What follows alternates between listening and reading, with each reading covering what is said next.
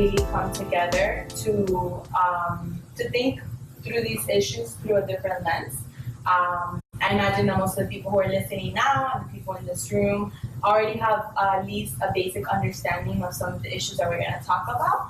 But as we've been learning in the past couple of decades and maybe even years, intersectionality is something that is really important to think about, especially for communities and folks who experience oppression in a specific and more vulnerable way. So we're going to be talking about two things. First, we're going to talk about gender justice and what that means. We're going to start from the beginning. We're not going to make assumptions about what folks might know or not know about gender. So we're going to go from the beginning and then get a little bit more into the nitty-gritty. And then we're going to talk about digital justice, which is something that is actually a little bit new. Even the term digital justice is something that we've kind of certainly come up with. Like, I don't know if people have used this before, but we've started using it. So let's see how it goes from here. And then at the end, we're gonna do a little breakout session so y'all can try to do it at your house. And and then we're gonna finish by bringing the two concepts together. And we're gonna think through how the gender justice and digital justice comes together, and then we'll talk about some examples through Poderosa, which is the organization that I founded, which we're going to talk about how communities experience the digital world and what we can do as a community and what oppressions we're dealing with, okay? So do you want to introduce yourself for this really quick? Sure, I'll just say Nikki Schumer, and excited to share space with y'all online and offline. Yes, and it's awesome that we have this online. Exactly what we're doing. Okay, perfect. So what we're going to cover, so it's going to be, first we want to understand gender and intersectionality, okay? Then we're going to think through safety and security concerns for communities as they navigate technology. Then we're going to understand the online tools that we have and what we can do with them, both negative and positive. And then we're going to put things into practice a little bit. Okay, so do you want to get started with gender? Sure, I think just like to read the room, I know we said we didn't want to make assumptions, but just to be mindful of all of our time. If anybody in the room wants to maybe differentiate gender, sex, and sexuality, and then we can kind of get into that spectrum together. Anybody know gender, sex? Y'all, I know you know. I don't know. Yeah. Okay, we have to break down. Cut out. Let's go. Somebody. So gender is okay. Kind of, I mean, as it says up there, gender is a social construct, so it's kind of how the world and how our society attributes certain aspects and characteristics to people that present a certain way, and how, I guess, we can think about like more conservative societies, like thinking about gender in a binary, so that there are certain feminine and masculine ways of presenting in the world, whereas kind of a more expansive or liberatory notion of gender sees that gender doesn't just exist in two forms, but in many different forms and many different expressions. Sex is, well, there are kind of different definitions of sex, but there's kind of like a biomedical definition that states that if someone has two X chromosomes, they're a woman, and if they have an X and a Y chromosome, they're a man, but we know that's actually not true for all people, and that there are intersex people, and that your chromosomes don't necessarily identify your sex, but people will talk about the sex that you were given at birth. So kind of what you were labeled as based on how your body appears and potentially what chromosomes you have. And then sexuality, like a very basic definition is just what partners you identify as being attracted to or having romantic or sexual interest in. There it is, yeah, pretty much. Anybody have anything else to add? Yeah, thank you for sharing that, and thank you for like sharing such an expansive definition of it. I think it's kind of like sets the tone for where we're headed. So yeah, I mean, you really kind of said that it's a social construct and it's used to oppress us. It's used for social control. It creates power and control, right? And one of the things that we do at Poderosa is we work with survivors of gender-based violence, right? And that is at the heart of is the issue, right? It's one of the symptoms and one of the worst ones, which is when these notions result in violence, right? Because there is these ideas and relationships about who's supposed to have power and who's not having power, and power is not necessarily making a decision about where to eat, but who holds money, how people handle each other emotionally. And one of the things that we really want to talk about very candidly is how even in movement spaces, right, there are certain actions and certain things that we do that could really be improved, right? And that's kind of something that Nikki might share a little bit. Just to have conversations and to really think about the ways that we can improve our gender, like the way that we understand gender within our community and be truly allies. So do you want to jump into that right over here? Sure, I think definitely resonating with everything Nona said. And I think something that like is a little counterintuitive for spaces like these and for folks like us is grappling with the fact that gender oppression and practices that uplift this like patriarchal notion are definitely present and alive and well, even in our progressive revolutionary movements, and that's not anything new. That's actually quite historic in revolutionary movement. I think even a lot of folks that might have that might be politically aligned with a lot of us in this room might have a much easier time naming key leaders and key thinkers of leftist and revolutionary movement that are men, and might have a very difficult time doing for women or much less gender non-conforming folks. So I think just like grappling with that fact definitely speaks volumes, and then also understanding like how that affects the immaterial and material conditions of like spaces that we hold together, leadership positions, how we treat one another, even in these revolutionary spaces, and what that speaks to kind of each of us and like what our commitments are and how we're going to shift that. And I don't think we'll have the answers in a 1 hour, 2 hours, or even a year, but it's definitely to start, getting ourselves rolling in that framework to understand that that is existent in our movement and that we actually have a lot of work to do when it comes to opposing, or rather dismantling patriarchy. Yes. So, question time. So we have to interact, okay? So you guys are gonna interact. So you might as well just like loosen up, okay? Like we can all talk. We have mouths. It's good. Like it's good. All right. So I'm wondering if anybody can think of an example, right? Like I know that like Tomas has shared with me different examples where he has experienced, even in movement spaces where like he'll say something and like I don't know if you mind me sharing actually. I can share it. Okay. Yeah. Oh, okay. So actually, last week, so I'm not gonna name the coworker, just out of respect for her, but one of my coworkers, so I'm the deputy political director of FLIC, and then I deal with like an organizing team, and one of the female organizers, me and her, we like sort of like spearheaded on the FLIC side, like the March in Homestead. I mean, it's a broader coalition effort, but on the FLIC side.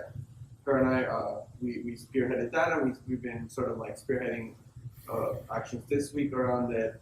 And then like she was dealing with a lot of folks from other organizations, and not necessarily men, actually, mostly other women, where she would like try to like interject stuff, and like smart things, like good things, and like even things that were like socially and like responsible in terms of like not putting our people in danger, especially Black women and immigrants. And like then she would be ignored, and then in the chats or in person I would like, even in person at the meetings I would just be like, I would follow up with the same thing, and then they would just like ignore her completely, and then when I said it they'd be like, oh yes of course. And it got to the point, and then we were dealing with like a bunch of crisis things or these rapid response things where like she would literally like hit me up and be like, yo, can you just like say this because they're not listening to me? And then like I would say it, like exactly what she told me to say. And then like it's like there's like this email thread where she like says these things around not putting undocumented people at risk in terms of these banner drops that we did. And like they totally like not only blew her off but like pushed back on it. And then like I said it, and then they were like, "Oh yes, of course, that's a great idea." And like we were literally just like screenshotting like pictures of these conversations like patriarchy. But then it was just like a crisis response thing, so we didn't have like the time or space to call it out. But like we're going to next week if we can touch it. But yes, that's the story. Yeah. And that happens a lot. Yeah. Does anybody have any other instance where this happened? And so maybe we can think about, like, for example, there's a conversation about this, and I think it's really great if there are, folks within, and then I guess talking about what we do, let's say, as somebody who's not being listened to, let's say, as a woman or as a gender non-conforming person, but then also what can you do, right, if you are, like, a cis man, right? Like, how do you handle that? And I really like to open that up for discussion. I think that, first of all, listening is a really great thing. Listening to women, I think that's like the lesson learned. Like, please listen, especially because I think that, there's even research about how our tone of voice is often not taken seriously or like listened to less, right? So uplifting women's voices, I know we hear this a lot and it sounds like just a catchphrase, but I think it's actually really relevant. Number one, believing what we're believing what we're saying, and three, also not questioning. Oh, okay. You want to continue? Yeah, I'm assuming not questioning our intelligence, our ability, and our own sense.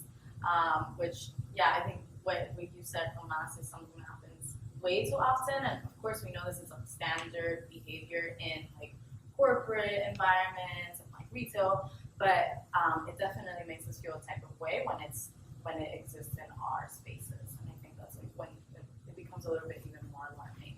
Okay. Now, what do you guys think that would what other actions can be, or what other form of allyship can exist in these type of instances? So I feel like I said, we were dealing with such rapid response and crisis things where we were dealing with such honestly dumb things that we were okay, we have to take care of this stuff first. But I think we could have done a better job at calling it out. And there were a couple instances where in the interactions I was sort of indirectly and very passively I was hey, by the way, we should really listen to blank because she's a professional and she's very knowledgeable, so blah blah. But I feel we could have done a better job, and we should probably do a better job at being hey y'all, come on, what's going on here? Absolutely. I feel like that's something that comes up a lot of movement work because it's the nature of our work is putting out fires every day or at least every week. That sometimes it's a capacity question. Like you just said, it's we're doing so many things and there's so much going on that it's not that that's not important, but who's actually gonna make the time to be hey, we need to stop our programming for a day and talk about this and whatever it is. So I would say that's actually a huge issue, a capacity issue. When do we actually make time? When is it so bad that we need to make time for it? So thanks for sharing. Yeah. How about someone else besides Tomas? What other ways? I have a list, but I'm not gonna say it because I want to hear y'all out and hear what you think. So you talk about listen to women, right? Believe what they're saying, believe that they have the capacity. Not just women. I think one thing to view is I find it often in male only spaces, even in organizing, men talk differently about things than they would if women or gender non-conforming folks were present, and they often talk about people differently. So I think kind of holding holding ourselves accountable in those spaces that are male only is an important thing. Yeah. Because I think it informs how we'll act if we're not creating like a safe space for us to do like that, like toxic masculinity, then I feel like if we have no place to do that, then we just won't do it, Yeah, wow, that's good. Wow, that's good. Yeah. Anybody else? No. Okay. Yes. I think like like when when men do see each other like messing up, like in like mixed spaces or whatever, I think like calling each other in can be very helpful. If you see a comrade like doing something that's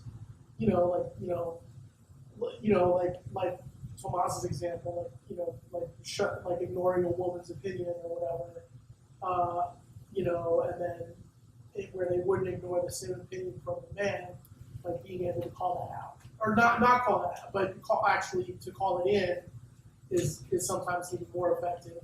There's always a question of when to call in and when to call out, but talking to each other one-on-one in private and just being like, hey, I think we can do better. Yeah. And I think a big portion of taking that labor is that for I think women or gender non-conforming folks, it's exhausting to be having to do that all the time. So it's kind of like proving like I actually know what I'm saying. Please listen to me.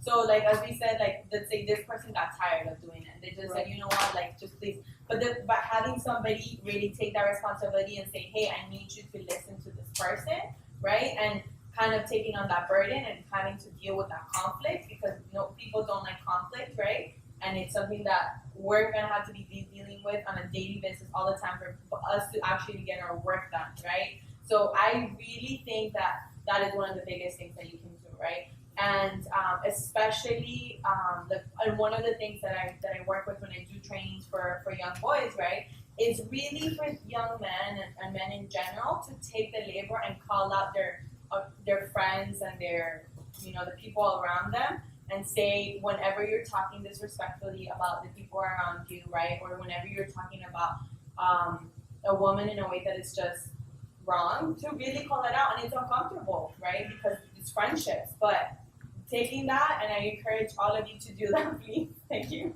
Or if you see a woman really uncomfortable, right, walking down the street, like we really would appreciate if you just don't keep going and look at the situation. Don't just do it like randomly and scare somebody. But I think taking some of the responsibility is actually great. So we're gonna go through this and then we're gonna jump to judicial justice. Please.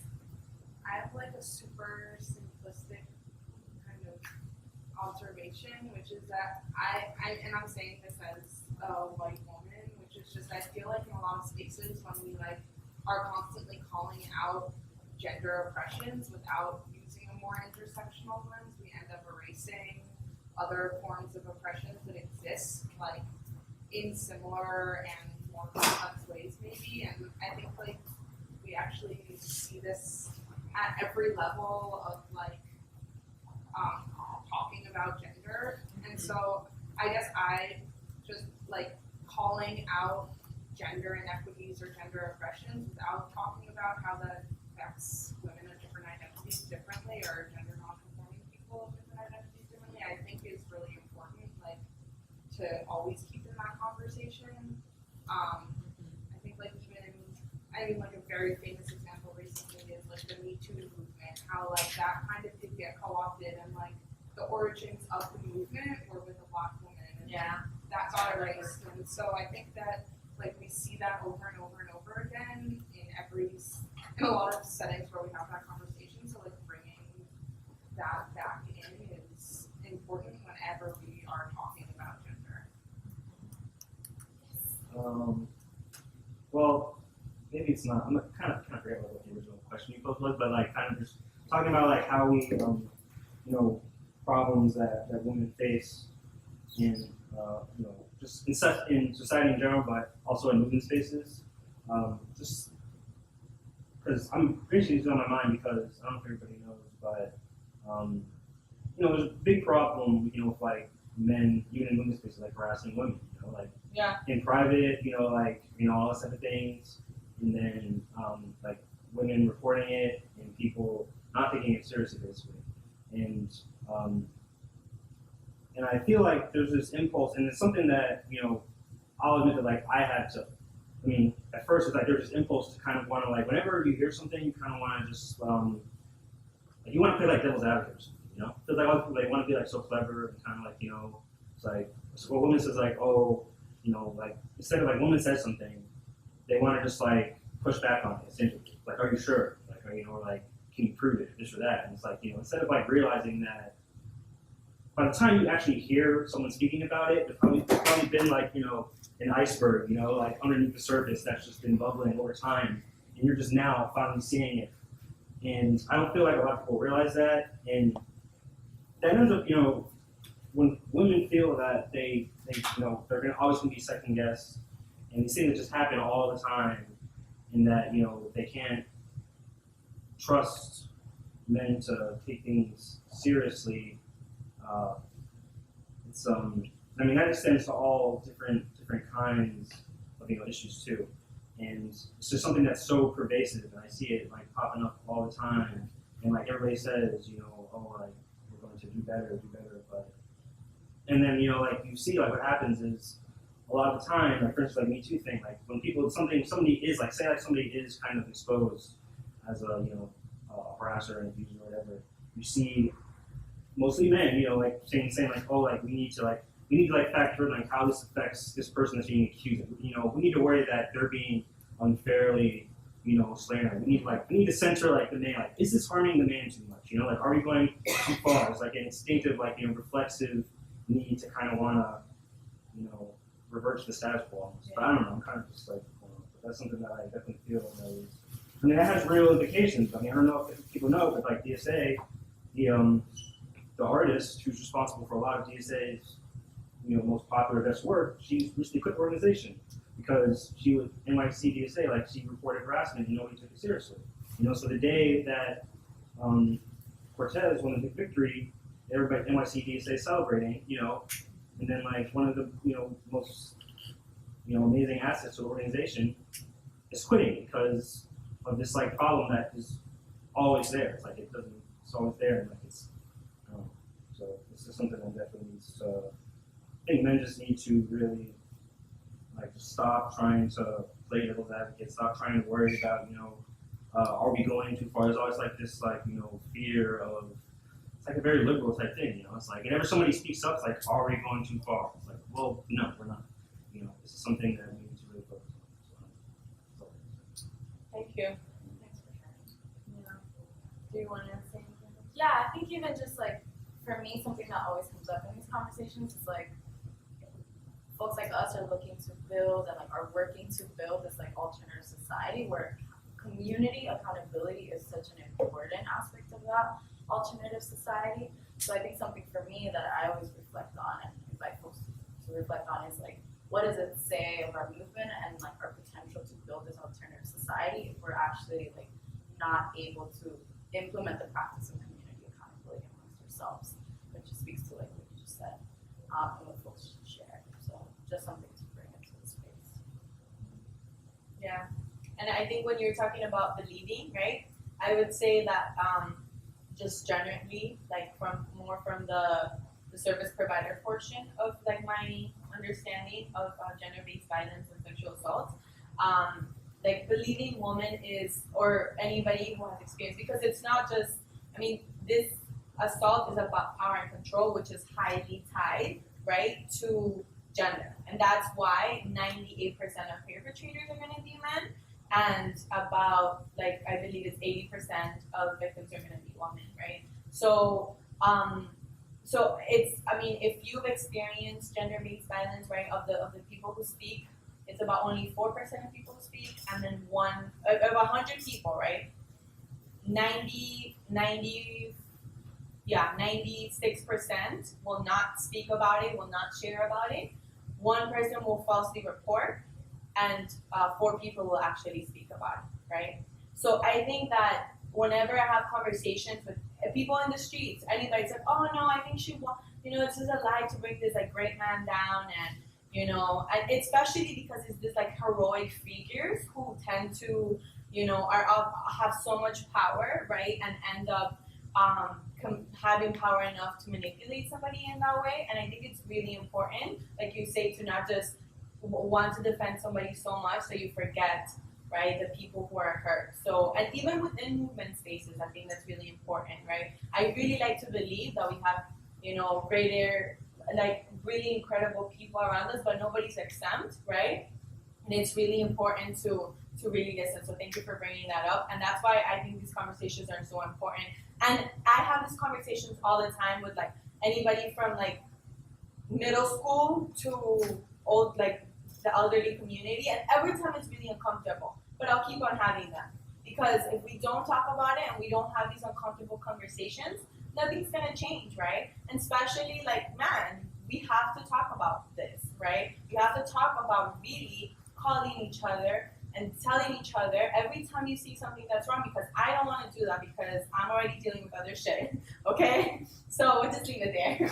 But wrapping up gender justice, so we have four different things that we can get more into, but that would be for another time because we have a lot to talk about. So different ways that we think about gender. So gender has different roles, right? So in different societies, this will look different. Here we have mostly, in our mainstream culture, we have man and woman, right? But I think that's changing a little bit. We have gender expression, right? So how I would like to express my gender in the way that I dress, in the way that I talk, in the way that I live my life. Gender attribution, which is not necessarily the way that you express your gender, but the way that people see your gender, right? So, like, maybe, somebody who will present themselves as, they might not necessarily aspire to any binary form of gender, might be perceived as either male or female, right? So that's one different way between expression and attribution. And then gender identity, right? Like how you choose to self-identify, which might be very similar to gender expression, but not necessarily. Anything else I have to cover? And then we'll... Okay, perfect. Okay, so we have a quick breakout session, all right? And we're gonna make it super quick because we're kind of running out of time because we got carried away with the conversation. Okay, so my favorite, the man box. Yes. So the man box represents the definitions of manhood that can box men in and limit what they can and cannot do or feel. So it's really important to understand, right, that I think that this is one of the core forms of oppression for both men and everybody else, right? So it basically forces men to always be on the lookout to prove their masculinity, right? And maybe this might be a little bit different in movement spaces, but maybe not, right? So that's what we're gonna do and workshop really quickly. So I had these really cool cubes, but I don't think we're gonna have time for them. So I want to workshop with you guys. So everybody, 1, 2, 3, 4, 5, 6, 7, 8. Okay, so We can all stay in one group. in one group? Yeah. Yeah? Do you guys want to do one group or two groups? Yeah. But I want you guys to be able to talk more, between yourselves. Two groups. Let's do 2 groups. Okay, so get in groups of 4. Go, quickly. Quickly, groups of 4. So that way you guys can relax. Okay, so in groups of 4, I want you to think through these questions, and then we're going to go back and forth, okay?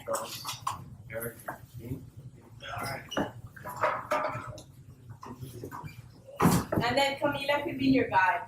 She'll be your guide. She'll give you the light. She has that light. Okay, so you guys have about like 5 minutes max, okay? So I'll give you a heads up when you have 1 minute left. So the issue, what you're gonna talk through examples of how the man box affects men, okay? Then how it affects everybody else, all right? And how we can address the man box and toxic masculinity, even in its seemingly subtle forms, right? So in small things, like that might not seem good. So I'll give you an example, right? I have talked to so many women, right, who feel, and to not feel, but experience, right, emotional violence, right? In what form? And I think, and I really believe that possibly their partners, right, who are mostly heterosexual men, right, are also experiencing, an inability to talk about how they feel and what they want to do with their lives, right? But they're so stuck in this idea of the man box, so they can never talk about their feelings, they can never express any type of commitment, and they feel like they need to be like a ladies' man, and then they end up actually hurting women, right? So I think in many ways, I've had also conversations with men, and I feel like, and I don't know, you guys can have a conversation about this, but in many ways, they actually also end up getting hurt by, you know, living something lesser than their best lives. And another thing is not being able to talk about their feelings, whether it be with their partners, with their friends, with their family members, right? Ends up creating that here in the United States, about, I think it's 86% of suicides are by men, right? So men end up committing violence not only against women, like everyone else, but also against themselves, right? So I think that's something that I would give as an example. So now I'll leave it to you to think about maybe in less other ways. Okay? Go. Yes. So,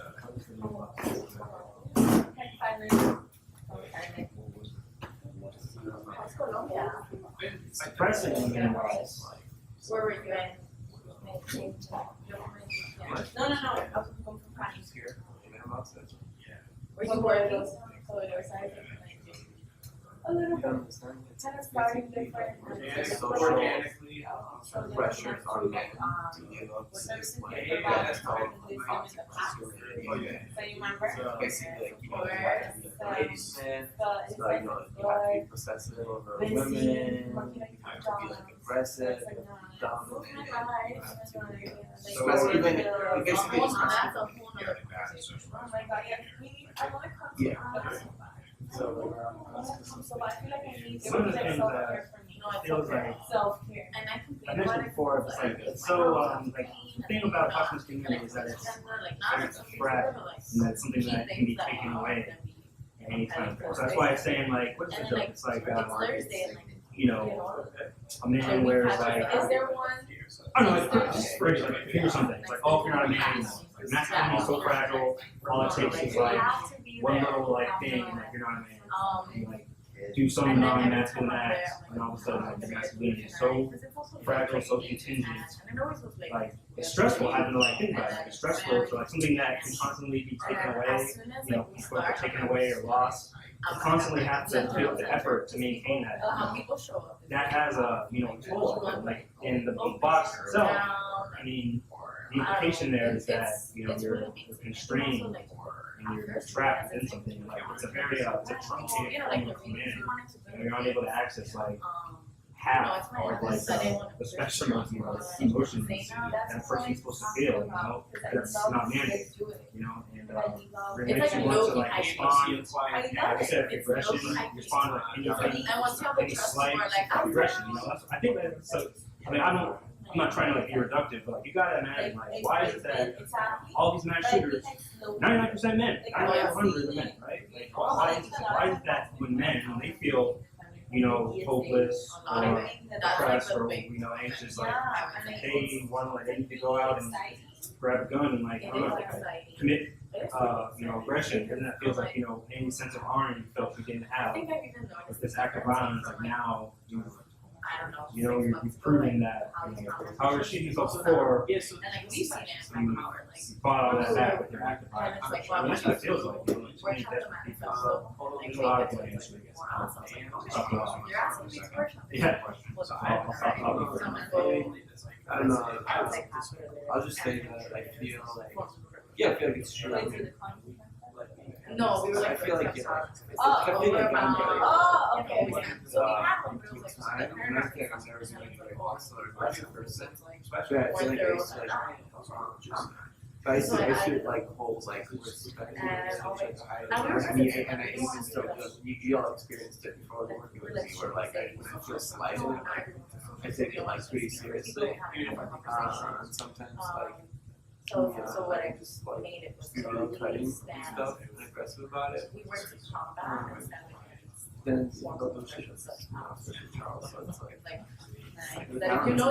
rightfully being pissed off and like being productive about it. But yeah, I just feel like like man can just like fall into this trap of just like being territorial and like dominant or just like not handling like problems or misunderstandings.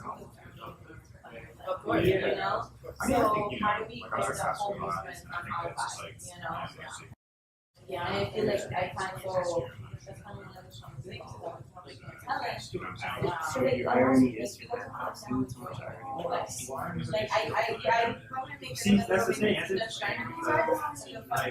What is the opposite of irony? It's sincerity, right? It's like sincerity is like it's not cool to be sincere. Like, you know, to be like I sincerely like feel something. That's like, you know, that's a way of saying like I don't want to. That's not me, you know, in a way. Or saying, you know, it's not cool. What does that really mean? You know, being sincere, being earnest, and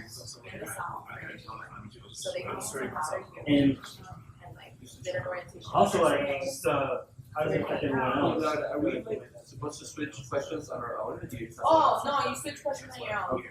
Oh, so you also you have like 1 minute, but also you switch your questions on your own. It's okay, we talked about how it affects Yeah. Okay. So Yeah, so you move questions Well, by one of your the own. actually Okay. So tell us how. first I think yeah like one of the clearest ways I think is like the male general like in parenting, you know, the male is like, you know, not supposed to be the primary caregiver, you know, that's supposed to be the woman in your life. The man is not supposed to be you know, that's supposed to be the woman that would be all, you know, loving, affectionate, and but how does that affect you? How does that affect the children, the wife, you know, the partner?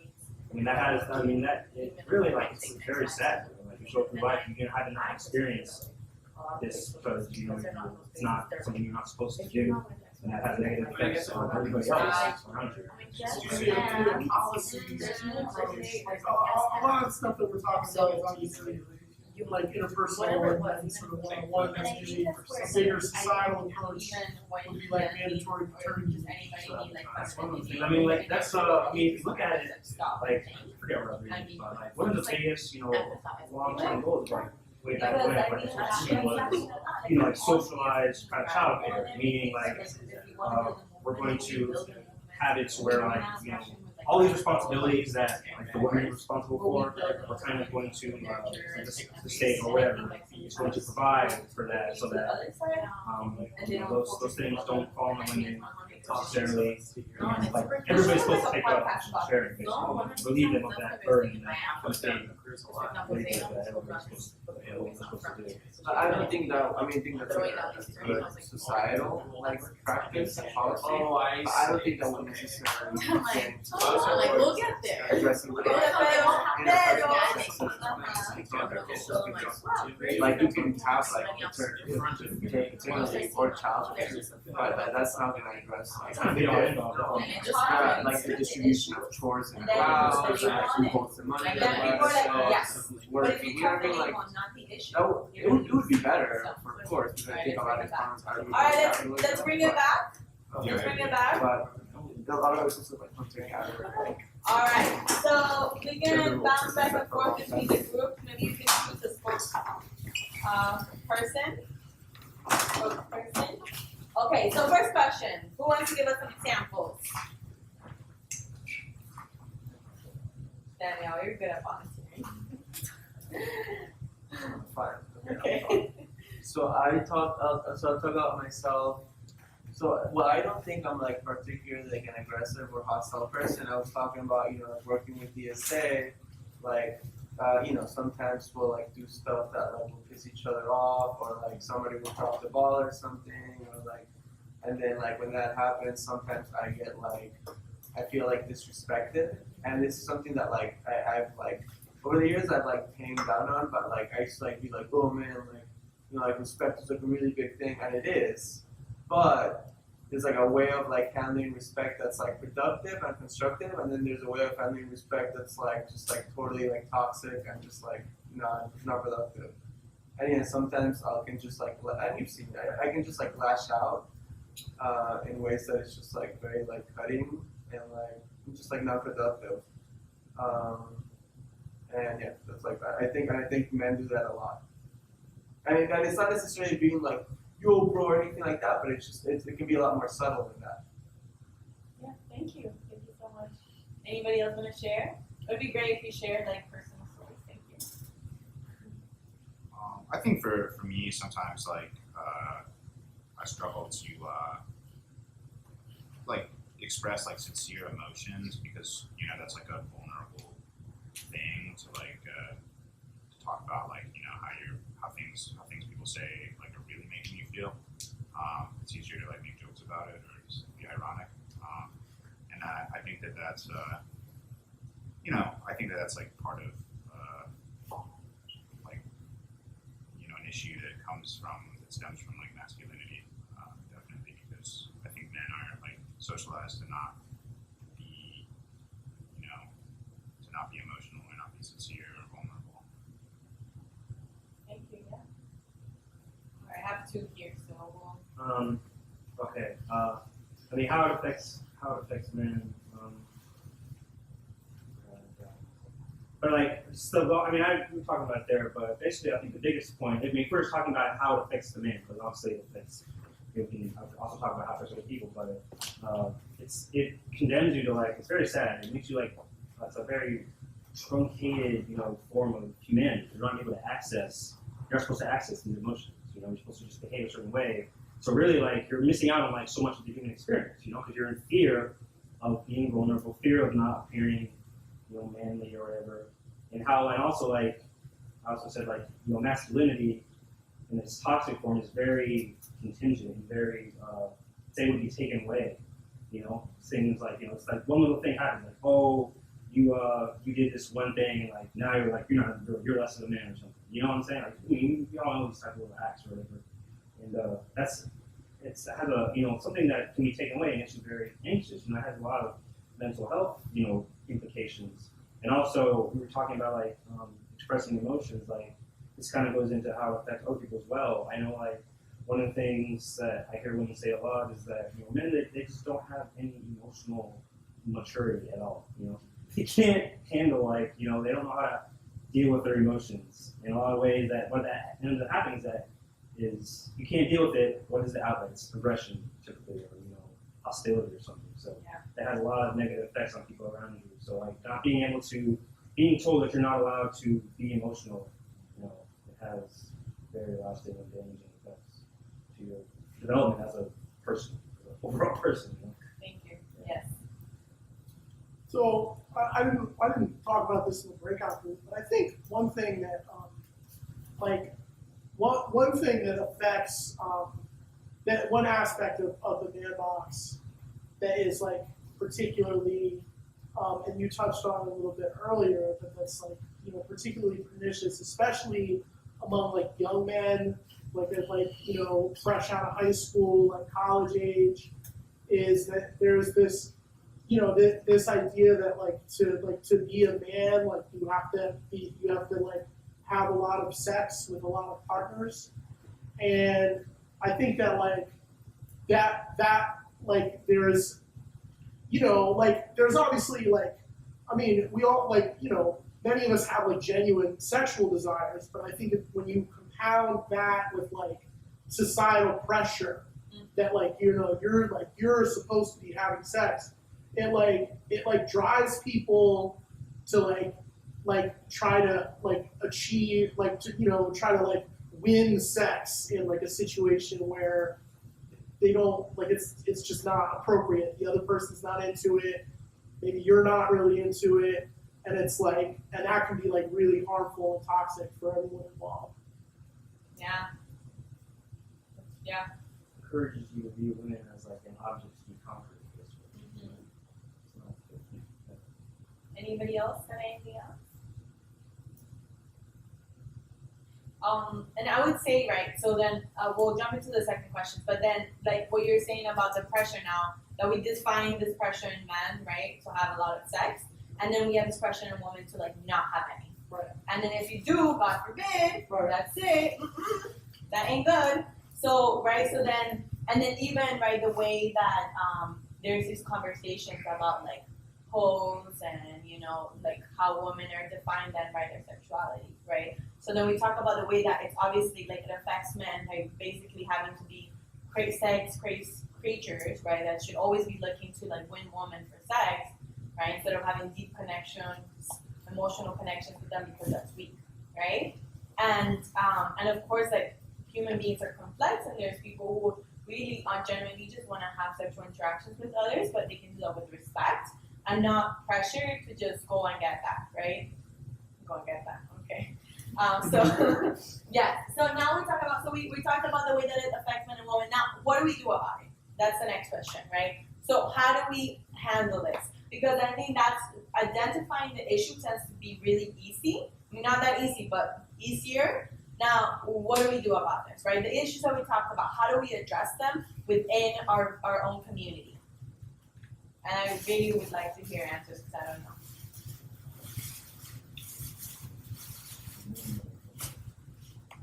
I mean, I think talking about it, like having like holding spaces like this is like a really important step in addressing it, because I think we don't take time to have these intentional discussions very often. And I think that they're pretty helpful. So that's like one way that we can start to address the man box. It's just to acknowledge that it exists. So one thing we talked about, which was very DSA-ish, was how like capitalism, pressures like. So we think that gender roles obviously like might not be necessarily like rooted on capitalism. That's like a much broader conversation and like a much more like intellectual conversation that like we don't have time to get in right now. But whether they are or not, like we talked about policy solutions for easing the burden that like our capitalist society places on family, like for example like parental leave for workplace or like childcare, healthcare provided by the state, stuff like that would ease the pressure on parenting and in the household. But at the same time, we like recognize that even though we might ease those burdens on the family structure, that might not necessarily get to like the root of like what you said of like who holds the money in the family, who like the distribution of chores in a household, all that stuff that's like decided at a much more interpersonal level. And I guess whether it's rooted on capitalism or not, right now it's like it's rooted in our society either way, and we have to like remove it. But it definitely like we have to address it from like a policy like perspective to like ease that burden on families. But the work is like a much more deeper than that as well. Yeah, and then I think just to mention that before we get into another topic, right? We talk about a big portion of gender justice, right, is reproductive health, right? And universal health care could really, really just like bring a take a big burden off of that, right? If we really had free access to birth control, right? We had, choice, right?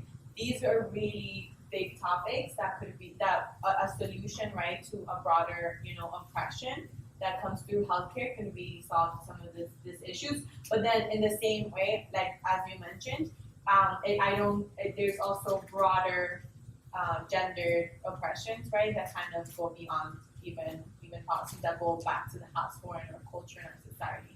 So anybody else have any solutions? And now we'll move on. I mean, we're just kind of talking about, like, we were talking about, like, policies we could do, like, we were talking, like, we talked about, the Me Too and, like, sexual harassment and things like that.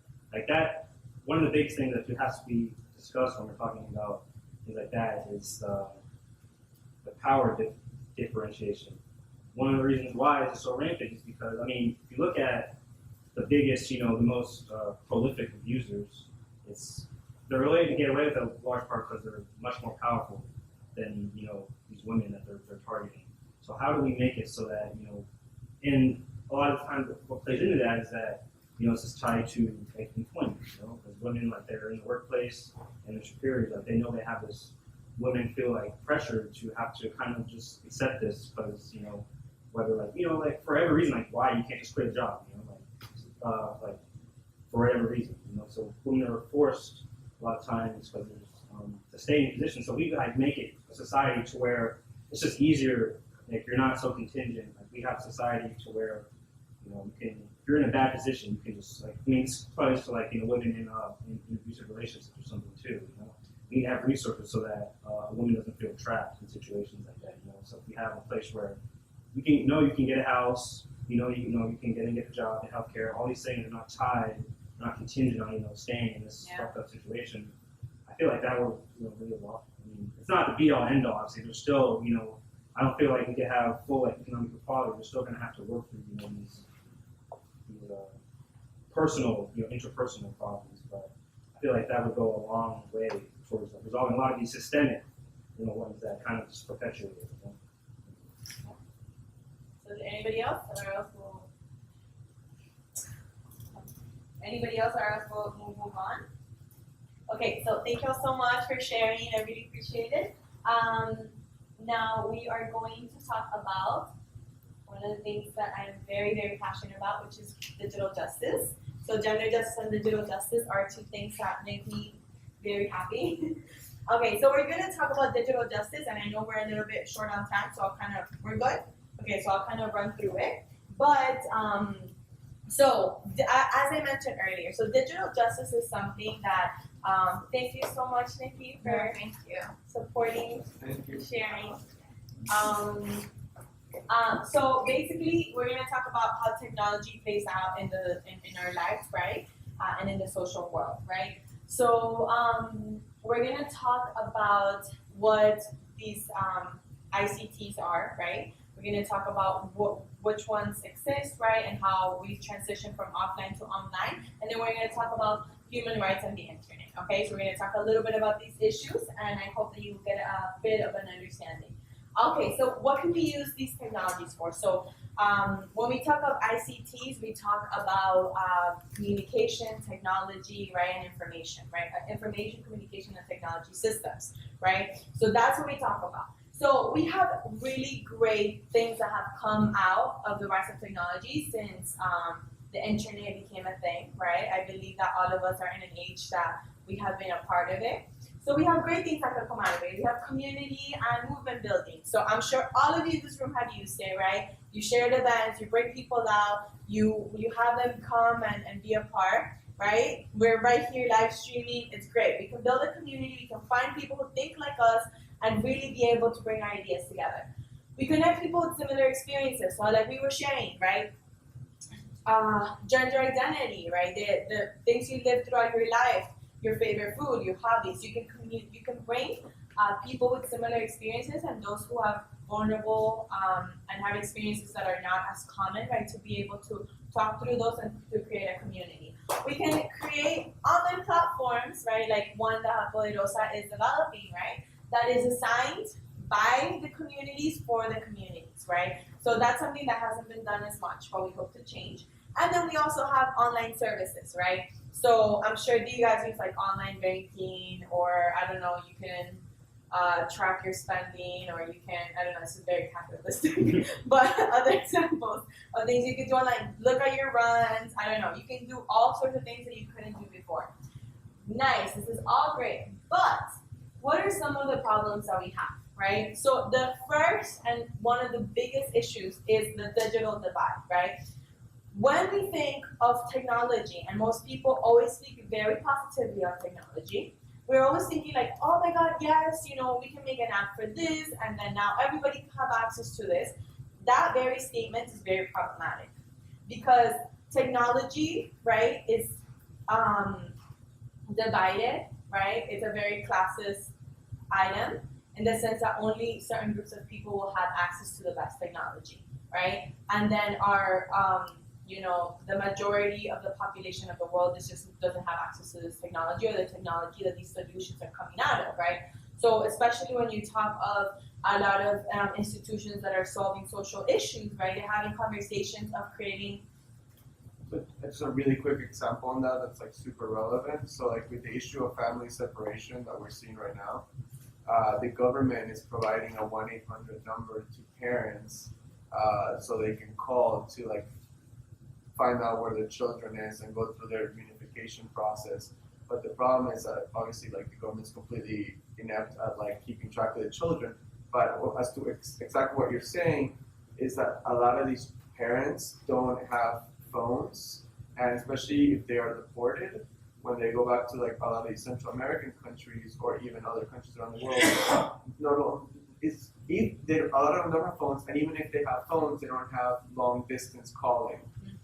So that the 1-800 number is like inaccessible to a majority of these parents who are reunited with that are separated from the children. Yeah. And that's like really basic technology. Exactly. So that's, I mean, I think that this is like an amazing example because phones seem to be like a very basic technology, and I'm not talking about smartphones, just phones, right? Just a phone number, right? And then we take that all the way far and we can link it with gender justice, right? In the sense that we have a lot of government organizations creating like apps, right, that are going to help, you know, somebody who experienced violence or somebody who wants to track their, you know, menstrual cycle, right? They don't think about that they're really serving a very narrow section of the population by doing this, because they're serving a section of the population that has access to this technology, that has access to smartphones, that has access to reliable Wi-Fi, that has the knowledge, right? If you're an elder woman, let's say, you also are not eligible and you often don't know how to use this technology. So it's not just folks that don't have access to the technology itself, but people who might not have the knowledge on how to use it, right? So that's one of the biggest issues that we encounter. Another thing is online harassment, blackmailing, and stalking, right? So another issue that has highly been just left behind about the fact that the internet, it has a really great thing to it, that it is open and free, you know, and we're all happy for people to share all their amazing, incredible, or horrible ideas, right? But then when it comes to people actually having their lives being put in danger, we look at these companies, for-profit companies that are really looking at their bottom line and how much money they're making, not looking at how their technology and their business models actually affect people in danger, and not putting in the right regulations so that if people's and their livelihood is at risk, there's something and some measure there to help them, basically. And I'll give an example that we'll get to later with Facebook, right? With Facebook, we've had, oh my God, Facebook sucks. Because we've had, right, so many cases of folks actually having their lives in danger and Facebook just being extremely unresponsive. We've had, you know, crisis of, the fake news, right, coming out, and this is more nuanced, and I don't want to say that we should, like, just end, like, all free speech on the internet. I think that's wrong. We shouldn't do that. But what I'm talking about is when, you know, there is sharing of information that is incorrect about somebody and that puts their life at risk, and there is no type of response from this entity, right, who's in charge of and who basically like manages this platform, right? And we had an experience. I mean, I think that will take a very long time to talk about, but this is a really big thing. Then surveillance, right? So surveillance is another thing, especially data driven, and I know some folks know who are like data people here. Data, yes. Yay, okay, data people. So data-driven surveillance is a really big thing that I also really want to talk about, because when we talk about intersectionality, this is an intersection that we're not thinking about, right? And it's really related to capitalism. It's really related to the most oppressed in our society, but we just never think about it. So I'm going to talk about it a little bit more in a second. But right here, what is big data? So really, really brief. I'm not going to get too technical, but we have metadata, which is information that describes other data, right? So basically, metadata is a compiling of a lot of data that becomes like a profile, right? So I'll make it really simple with Facebook. Facebook has a profile on, and who's on Facebook here? Raise your hand, right? So according to that profile of who you are, right, with metadata, Facebook is able to make a model of who you are, right? So let's say me, I think I looked at my model and they have me as like, I think it's like leftist, Colombian, immigrant, dogs, I think, like dog lover, some really, like, they know so much about me, it's ridiculous. Huh? It's accurate. What? It's accurate. It's so accurate, right? It's so accurate. Yeah, it's very accurate. Dog lover, 1 point. So it has this entire, like, And you could, I can show you guys how you can look at that model that they have for you, like all of those tags. But basically it creates a model of everything that you are. And it does that a lot through your browsing, right? So unless you've taken, like, you know about all of these things and your browser is protected, Facebook actually has access, right, and can understand your browsing history and then match that. So I don't know if you ever had the experience where you Google something and you go to your Facebook and then it shows up. Why do you think that's happening? Because they access your browsing history. So everything you browse, they probably know, right? And this is happening because this is part of their business model, right? Which is create the perfect model for somebody so that they can advertise, right? So this is extremely capitalistic, right? And it's happening, and right, Facebook kind of has this idea of like break and fix later. But the problem is that what you're breaking is people's lives, right? And the impact that you have goes beyond just like marking somebody as liking dogs or not, and not thinking through the cultural competencies and to people's lived experiences. That if you are somebody who is with an abusive person and they find out that you like randomly, are Googling, something that you shouldn't be Googling because they're oppressing you, now your life is a danger, right? And, or if, this could really expand. If you are an undocumented person, right? And for some reason the government wants access to these things, right? And to your profile, right? So the legality of this is of course one issue, right? But unless you know of all of these things that we're gonna talk about, and you put all of the settings on all of your social media to make sure that you're protected, right? You could be in a really bad place, right? And this is something that has not been thought about. So data balance, right? So data balance relates to basically how both corporations, government, right, are really intruding in our lives and our privacy, right, in the ways that we exist. And then what the power that they have with that information is incredible, and we are often unaware of it. So it's really problematic. Does anybody have questions right now?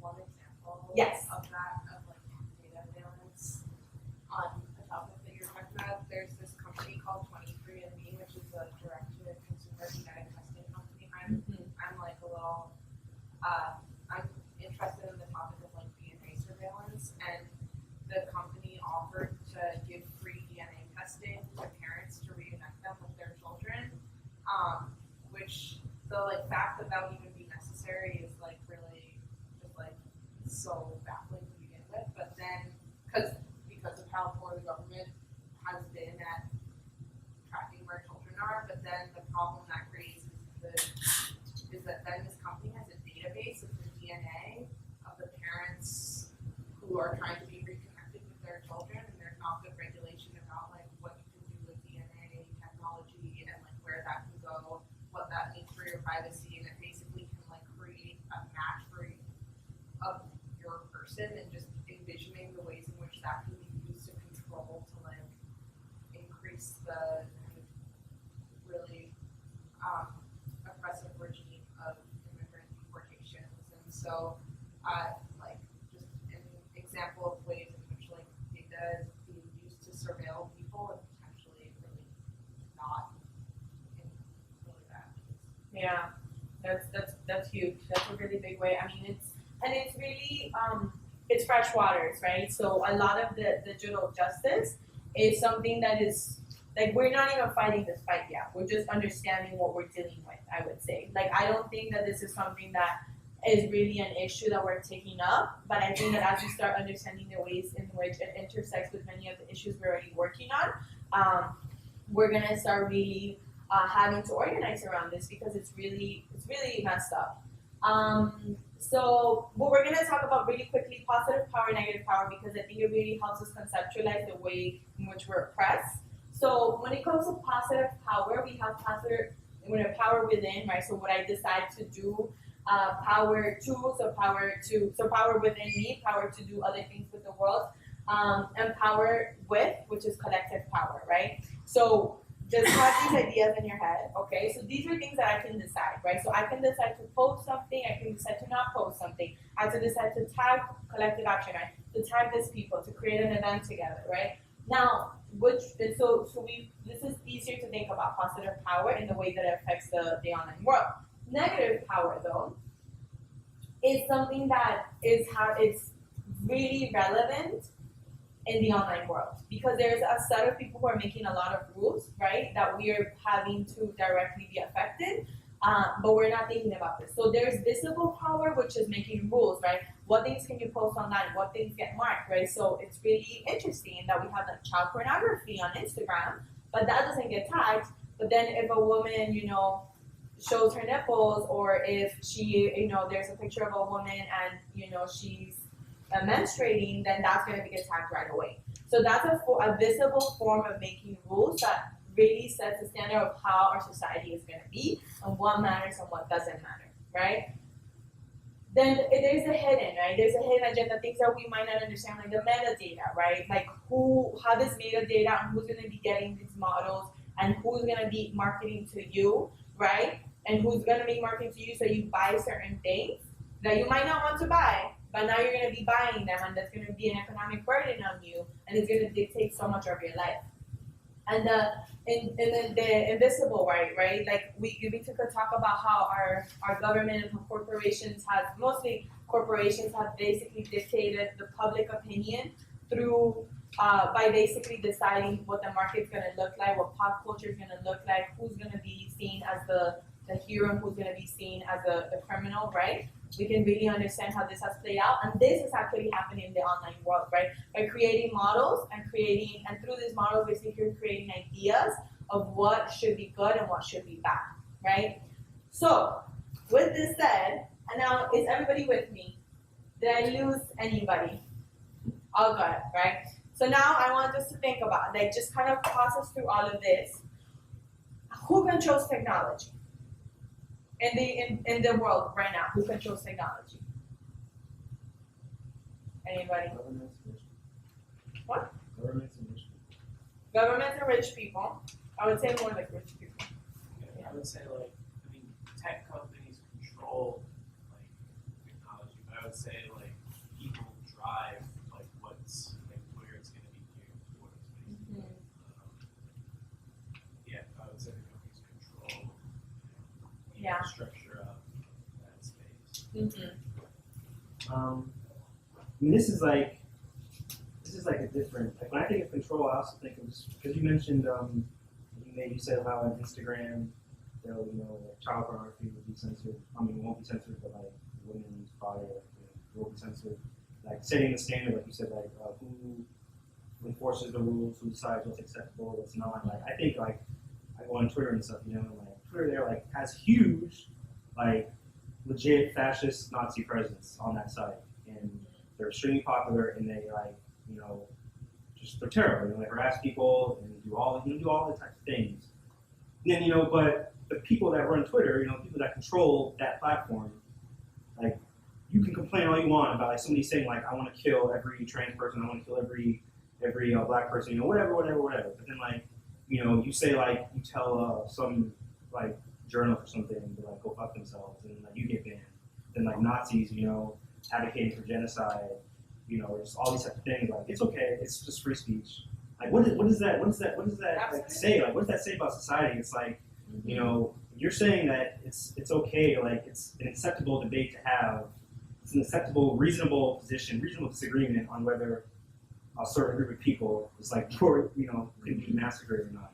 Exactly. I don't know. It's so I think that the reason why we talk about experiences like this, right, is technology is controlled for the most part by the biggest part Silicon Valley, right, which are rich white men.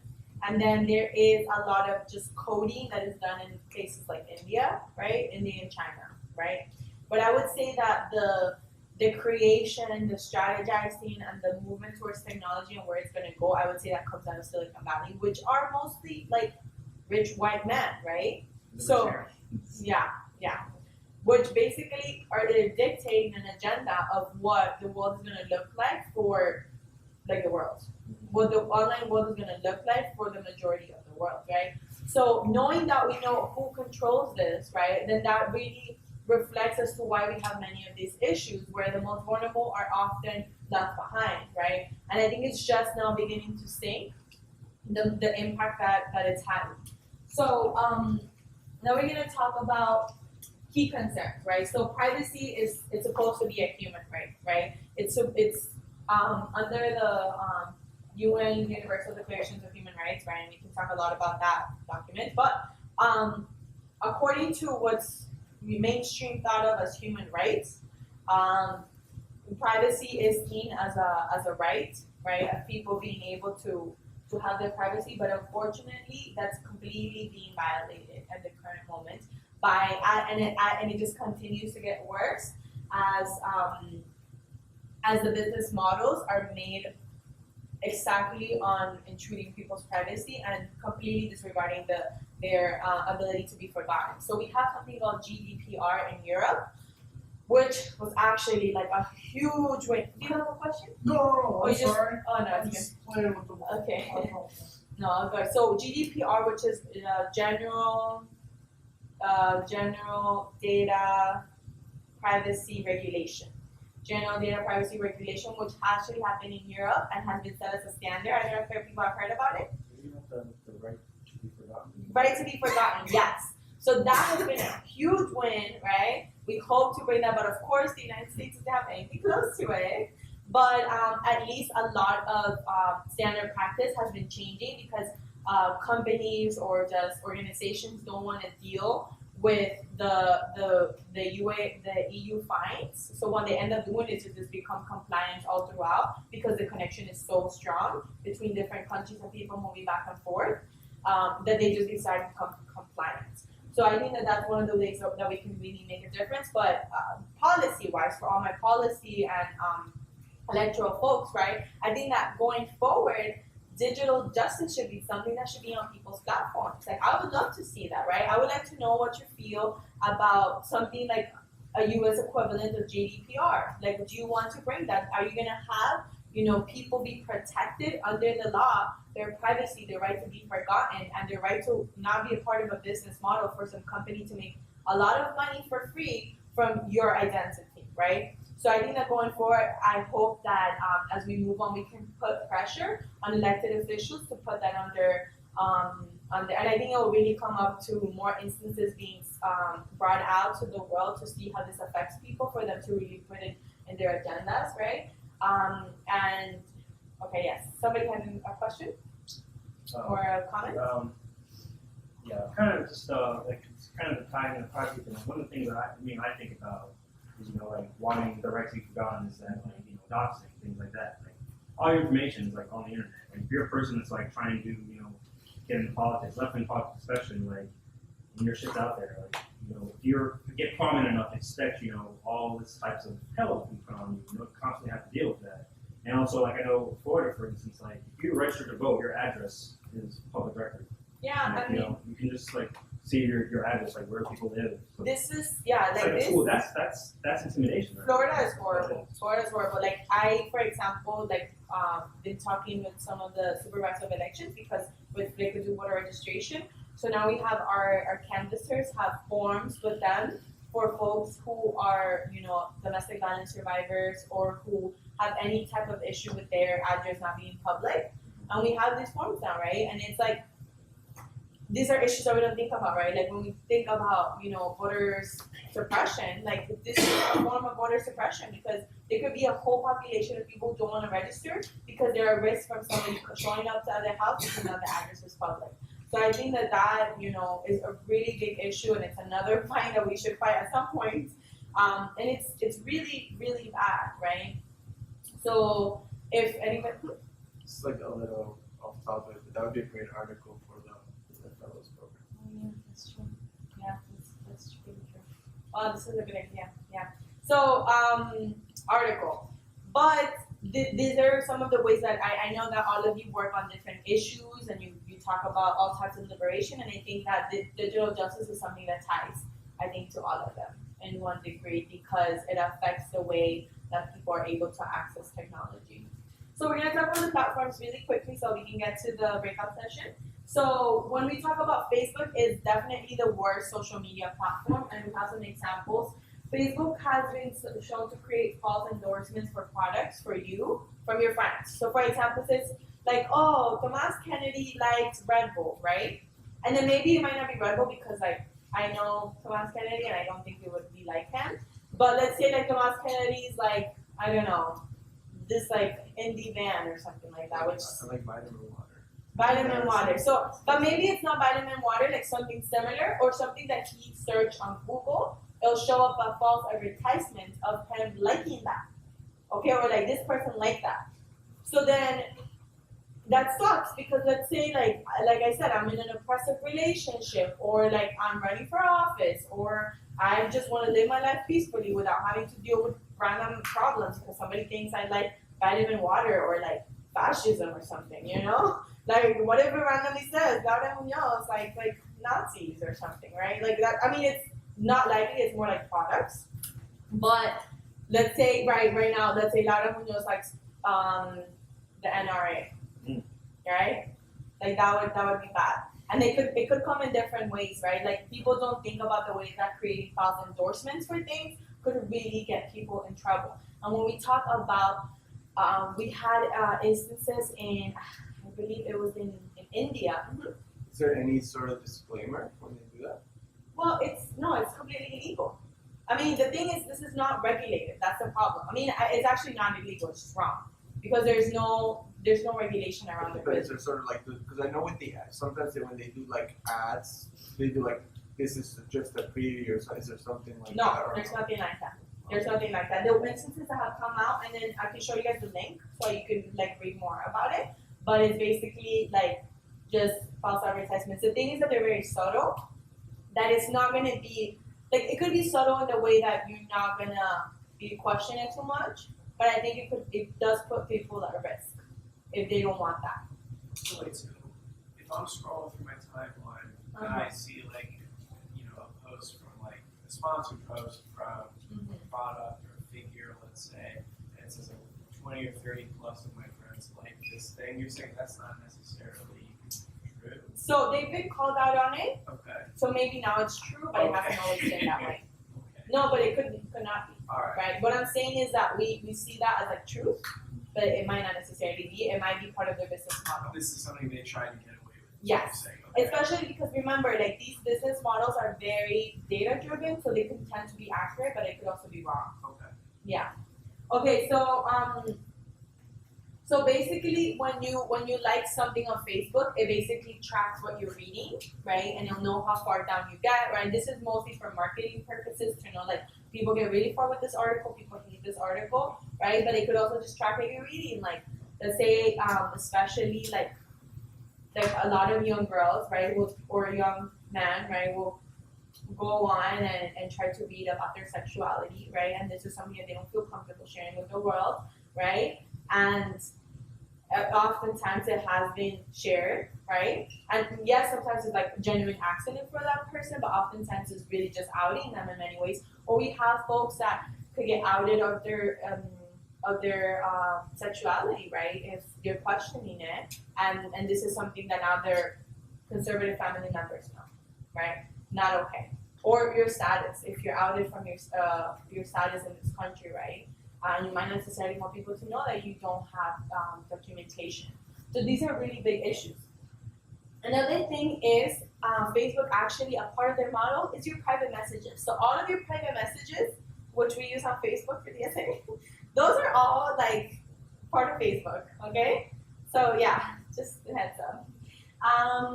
And the most recent like really alarming thing, what I'm saying is like, and we'll get to where people might be like, oh, who cares? I'm not doing anything that's bad. But what people don't understand that if this is summoned in court and you have never set up your social media for your privacy to be protected, this could be used against you, right? And that's really problematic, especially for the most vulnerable who already have issues with the criminal justice system, right? And not only are you now have the whole criminal justice system, but now you have the whole like technology industrial complex coming at you, right? So it's not okay. It's really bad. And as we put this research together, we really understand the ways that this hurts people. And we have now features that turn on your mic in your private messages, well, even if you don't have it on, without telling you. Anybody have any questions now? I'm sorry I'm being so slow. There's more. We have face recognition. You can track your location. Snitching campaigns that we can get into. So basically, friends reveal things about you that you don't want them to know. So like if you tell somebody something about you, and like Facebook tries to get information out of you so you can add it to your profile, right? So like it's a little bit hard to explain, but it's happened, and you can read this about it. Okay. So that one's really bad. Twitter is actually, I think, the best one, except for these controls. When it comes to taking your data and doing things with it, Twitter, because everything is public, right? And they don't really have face recognition. They expect you to know that this thing is not just like a group of friends, but like kind of the whole world is gonna know about it. The only thing is that sometimes a retweet setting, right? Let's say one of your friends who is public and you're private will retweet your stuff, and now it becomes public to the whole world, right? So you're gonna be like basically tweets are available to the rest of the world. You own your content. So Twitter tends to be a little bit better, but some of the issues of not surveillance but harassment still remain and are really problematic. So now our breakout session. Okay, so I want you all to think.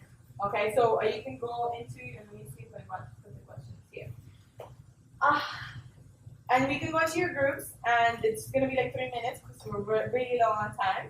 But how would you describe, I would like for you to think about how would you describe or explain digital justice, because I think this is something we're still trying to figure out, one, and how can we address digital justice thinking through an intersectional perspective. Okay, so let's get into groups and think through that really quickly. Groups of 4, go.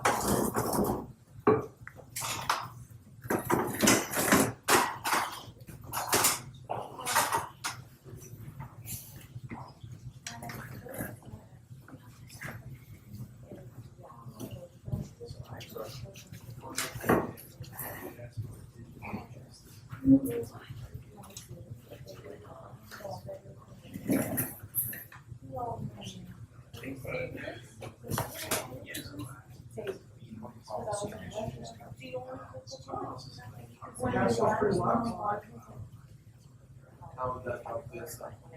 Well, it doesn't help harassment, but the first part of what you talked about was accents. Okay. Yeah. So I feel like that would be good. That would be good. So it was, Huh? so it's like,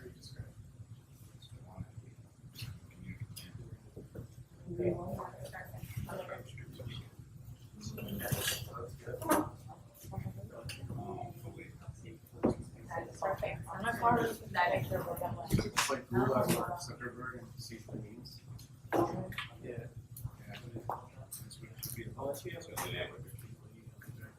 Yeah, why don't we make social media like public utility?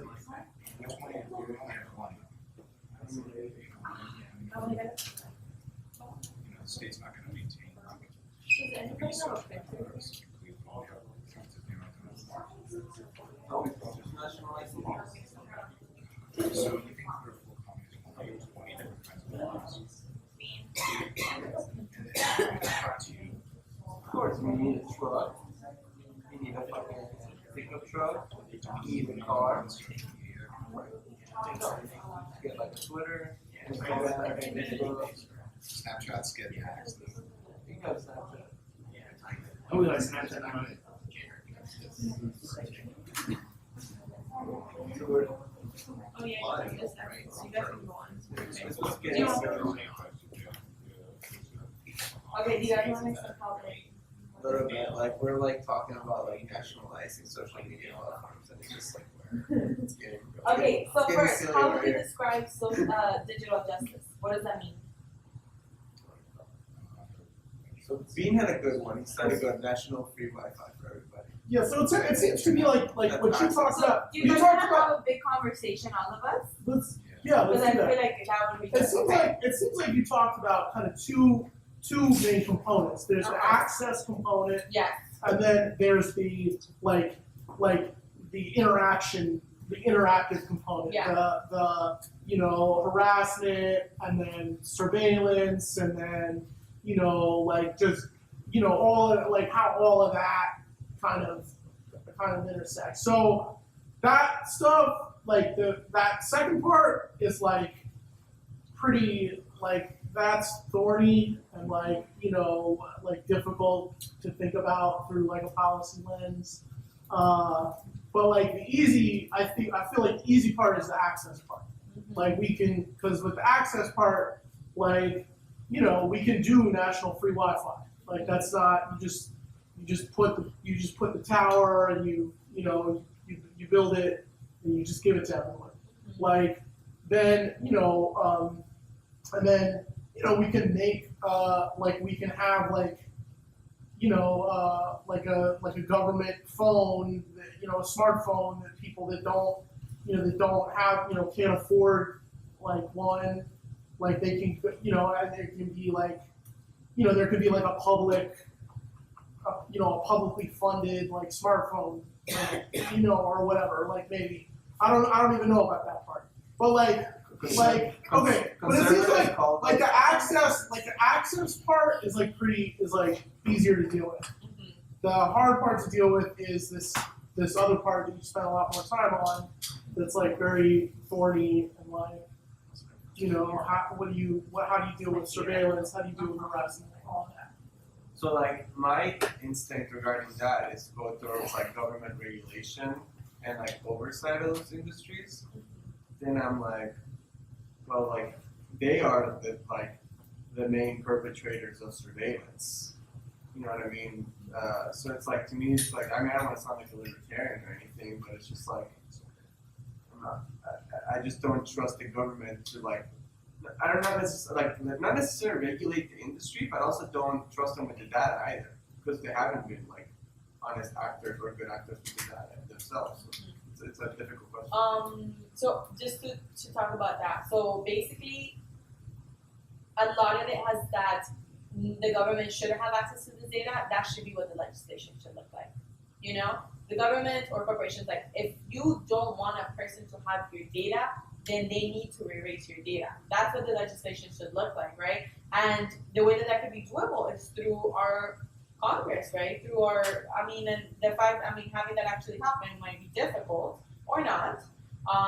But I think that could be one of the things, right? Like nobody should be having access, whether it be the government or these corporations being able to do things with data that you don't want them to have, right? Especially this very sensitive data.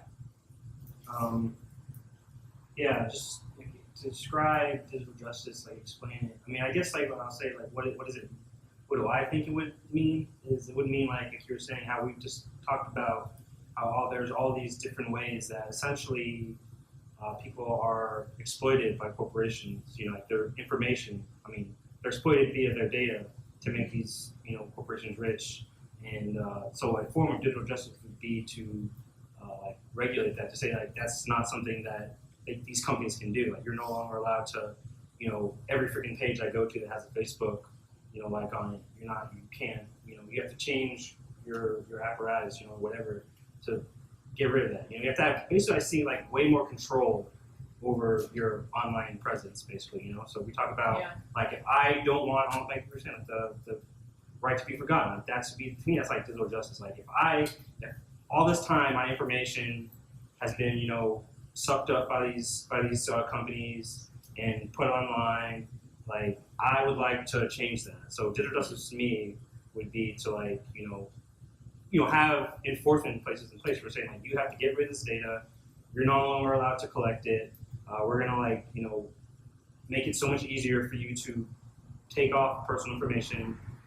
So that's kind of like a conception of digital justice for me would be basically like, make people a lot more safer from all these predatory, whether it's predatory individuals and predatory corporations, kind of. Yeah, and I think one of the things to think about is we think about systems of oppression, right? And we talk about like, let's say our criminal justice system and how it was built on oppression, like it was meant to be oppressive, right?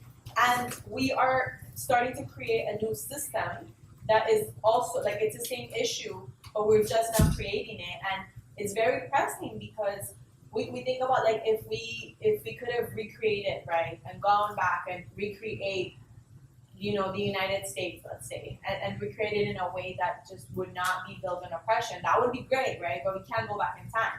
When it comes to the online world, like this is the moment when these systems are being created, and they are being created by the same group of people, rich white men, right, with not necessarily property this time, but with technology, right? And it's a crucial moment for us to come and change the ways and really to take back power before the system is even created. And unfortunately, it's starting off in a really bad foot. So, did you want to say something? Oh yeah, I feel like the issue of net neutrality also is like a good example of the intersection of all of these issues, and like the intersection of both government regulation and then like capitalist interests and how that can determine like who has access to what on the internet, and I feel like we see that even if it is about the kind of like corporations that own the internet, giving government regulation of the internet when we have a government that looks like it currently does, leads to like just furthers inequity on the internet. Yeah. And then how do we address digital injustice? So as you think about this question, I think I want to reframe that more as within our own actions, right? Because I think there's a lot to hold corporations accountable for. I think that's the biggest thing. But also there's small things that we can do to really think about people's vulnerability online, right? So we talk about, and to be honest, I'm guilty of this because I think that we all will take a picture, post it, and not think anything about it, right? We'll post a picture, tag location, tag people, and not think about what that means for them, right? So now on Facebook, we have the ability to hide posts, so that has been a really, it has been a start, right? But if you post a picture and then you have common friends with the person that is in it, right? So that has happened so much in oppressive relationships, right? I mean, and don't get me wrong, there's a degree to which you can only control so much, and there's especially in movements where you want to let the world know that you are doing something that matters, and that's extremely valid. But as we go about our world, it's really important to understand consent, right? And to understand whether people want to or not want to be in the online world, whether they want to have their pictures shared or not shared, and communicating that better, because consent online is just not done well at all, and it's just a conversation that's not had, right? And then sometimes the implications just don't seem as relevant, but they could be for a lot of people, right? So that's one of the things. Also, don't assume people's literacy in the online world, right? I'm guilty of this too, because sometimes my mom will come to me and I'll just be like, blah, blah, blah, blah, right? And she just doesn't have an idea, right? So, and I also assume that everybody in my generation knows exactly what I'm talking about. And that's also an assumption that it's not good, because not everybody has had perhaps the ability to purchase smartphones. Not everybody has the same ability that I have to understand technology to the extent that I have, right? So those are other things to think through. What else? Is there something that I'm missing that having this conversation? What are other ways that we could address digital injustice in our own communities? Just because the long-term goal of, bringing accountability for corporations and changing that system might be a bigger effort. What can we do local, real, here? Good question. Charles? Well, this point might be a little tangential. I think it's related to the kind of the gender portion of the discussion that we were referring to earlier, or that we were talking about earlier. And I guess I just noticed that online, there's when you talk about masculinity or toxic masculinity or the man box or any of these things, I noticed that it's almost hyper exaggerated in some of the online spaces and in social media, because I think being online as much as people can get doxxed and your data is out there, it allows you a sort of level of anonymity, and I think that sometimes people will address each other, in particular the way women are treated online, really poorly, and I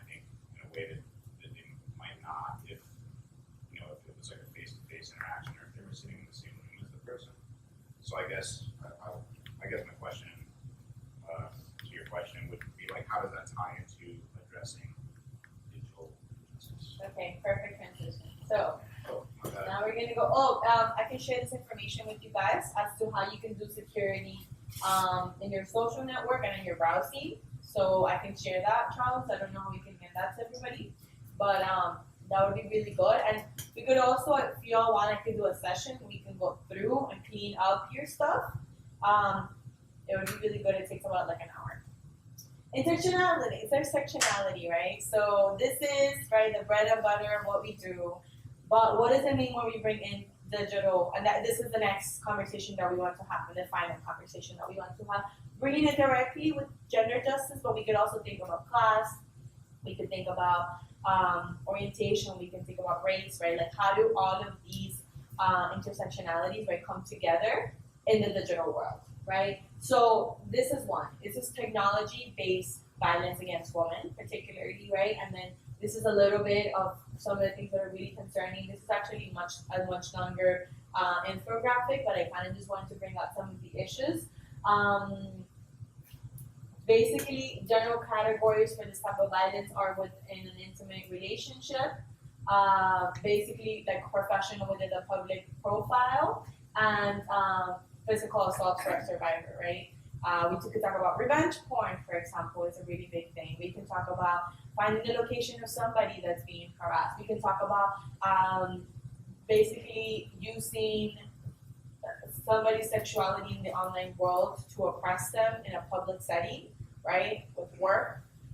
We can talk about the fact that the majority of cases are by somebody close to them, and 18 to 30 years old are the most vulnerable in the online world, right? And I think that I love that Nikki's here because I just love the work that FemPower does online because it's taking back that power. And I think we should talk about this one day because I think you guys are doing this without realizing that you're doing it.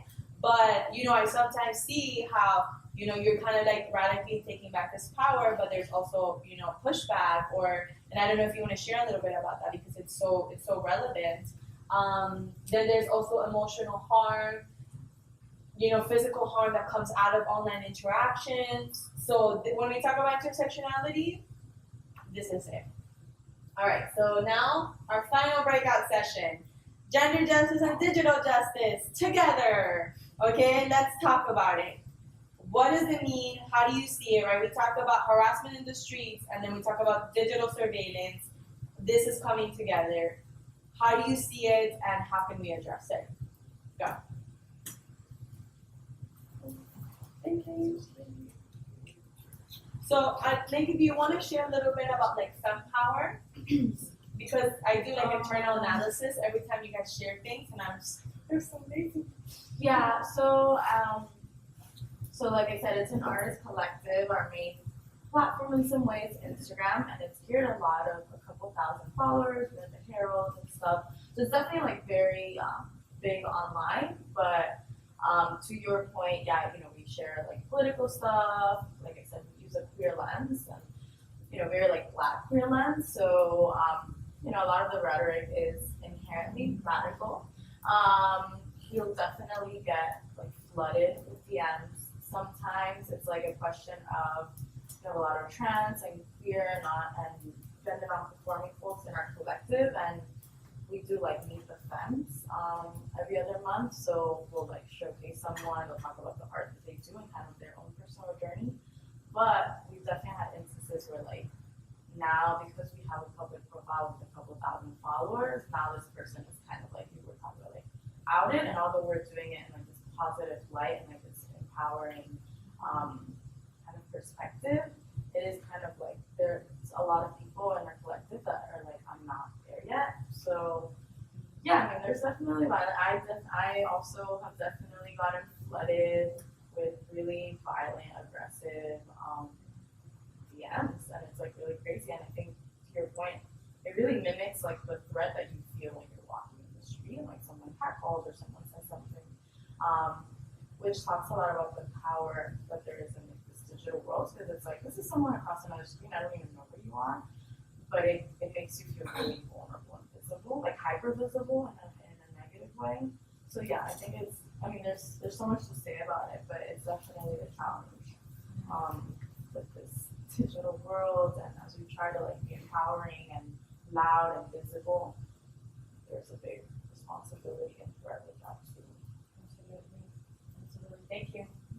Anything else related to this? Okay, so the question is, how is digital justice intersectional with gender justice? Examples of that. So Charles, you gave that. This is amazing, Nikki, and then Charles, you talked about it a little bit. And I really like in what other way? So you talked about a little bit, like I'll do another one. So we talked about how people feel like they're just, I'm anonymous, it doesn't matter. Another thing is right? Like people just saying like it's the online world, who cares? I'm just gonna send stuff to people without their permission, who cares, right? Especially when it comes to Snapchat, right? Or sharing other people's their bodies without their permission, right? That's another way. Is there anything else that you guys can think about? Or they release through? I mean, I think we've covered a little bit of it. Okay, now next steps, right? So this is the final breakout session that we had. I think people are burnt out, or I guess we kind of covered the majority of it. But what I really would like to leave everybody with, right, is just having this conversation is the bare beginning, right? I think that really thinking about how you navigate the online world, we really take it for granted, the power that we have over other people, right, in the online world. So I think that that's another lens that we have to think through allyship, right, like how I treat people who might be vulnerable online, how I post pictures about them, and we can think about like undocumented folks, right, and how you can accidentally out them, right, and their status, or somebody who has experienced any type of violence, right? How do we go about doing the work that we do, which is so important, but also being conscious of other people? And I don't have the answer to that. I think it's very nuanced, but I think that if you can leave with anything today, is to really pay attention to that, and also as you go about your day to day and you go about your work, to please think about digital justice and strategize and think through through your organizing, through your electoral work, right?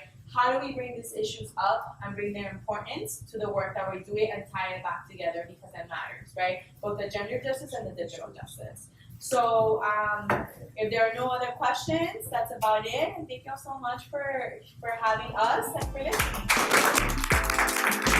listening.